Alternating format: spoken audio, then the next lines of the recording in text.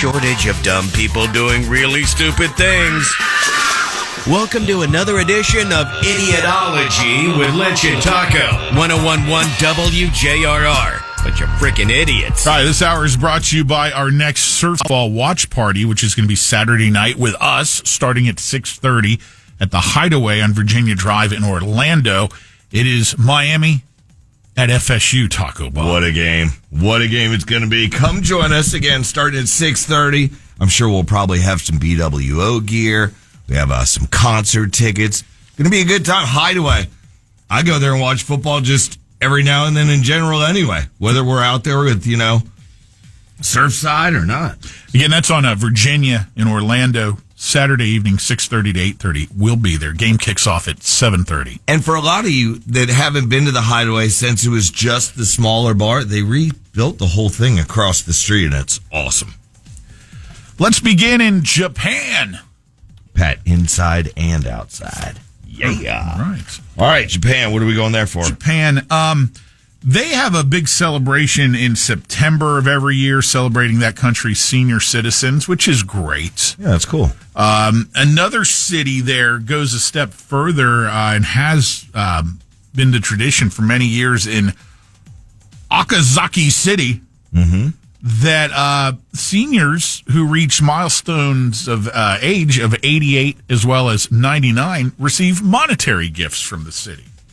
How much cash they get? When you turn 88, which I guess in Japanese culture is known as Biju, or 99, known as Hakuju, the 88 milestone, $8,000. you get 10,000 yen. Which is? $67. Well, hey, better than nothing, right?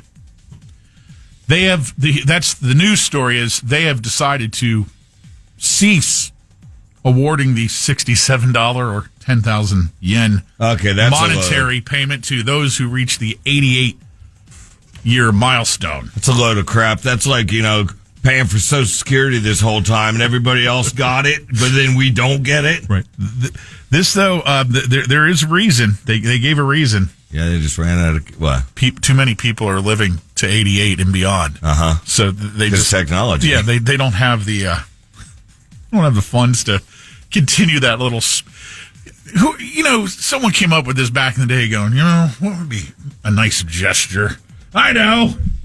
Yeah, in the event someone turns 88, let's give them $67. How many are going to turn 88? Fast forward 100 years later. Right. Hey, right. Remember that whole rule of octagoning or whatever? 88 and 99. In my family, I think it was actually my uncle started it because he'd do it for like a happy anniversary. The amount of years you were married, he'd send it. Or birthday. Happy birthday was the amount of years. So, when you turned 35, it was like $35 check. Hell yeah. And now my parents do it for everybody. It's kind of cool. That is better than the $2 that Grandma used to give? The traditional $1 bills. Uh-huh. They're crisp. Or sometimes you would actually get a $2 bill. Uh-huh. Yep. I saved those. I have a few of them. Did I ever tell you the story about my friend whose dad was a mobster and $2 bills? It would ring a bell if I said $2 bills. I think you did, yeah. Yeah. That his dad had an entire wall of $2 bills, Pat. You walked in and a wall bigger than that.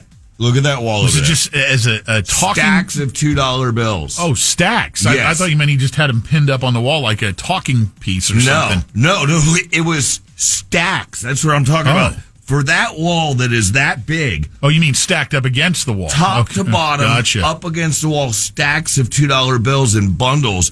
And we all lived off them going through high school. It was beautiful. You'd go, all right, we're going to the beach, guys. Let me grab a stack of twos. What was the purpose? No idea. I think he just came across them with maybe a mob payment or some kind of... They fell off a truck. Something along those lines, but they fell off the truck into our pockets. It was great. It was a Brinks truck. Yeah, no biggie. Paulie was driving it, Right. Old clumsy Paulie. Never made it to its destination. Yeah.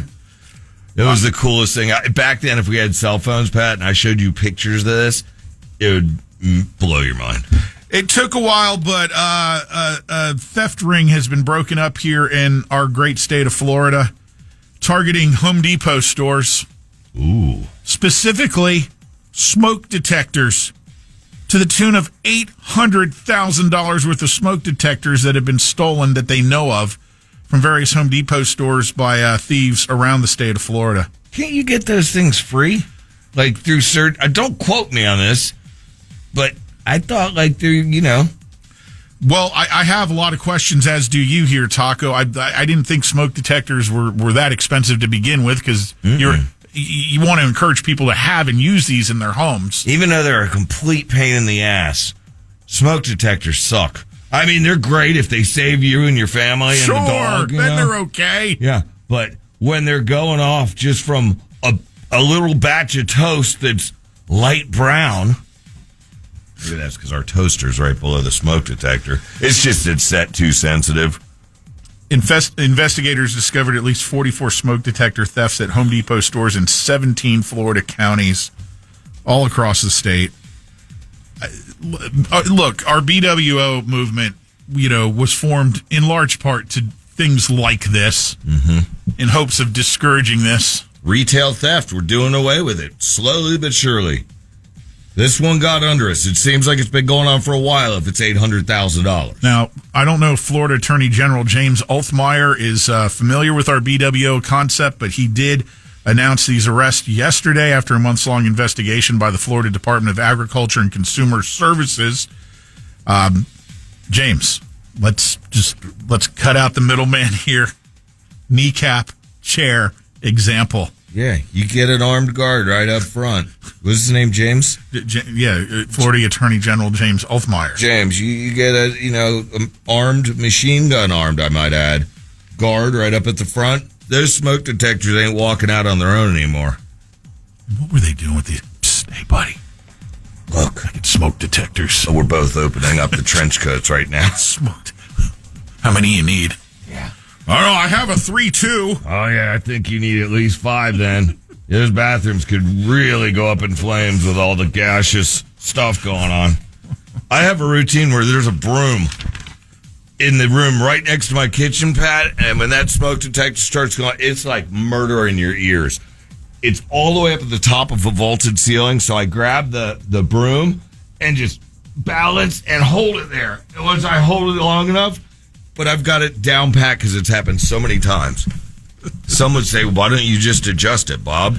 And I would answer, because I don't know how. He is IT Bob, after all. And I threw away the package, like everything. Robbery suspect was caught after walking behind a news crew in Colorado that was doing a story on the search for the robbery suspect. Yo. Hey, put the camera on him. Yo. You see this person right here? Is this him? Would it be crazy if we actually found the guy right now? Because we saw a person who was literally fitting the description, who just walked by our camera. Yeah, it was him. This is the most casual newscaster I've ever heard. Whoa. Yeah, hey. Wouldn't this be crazy? I think he mispronounced some words, too. I mean, I do it all the time, but I'm not some big newscaster. You're Taco Bob, for crying out loud. Come on.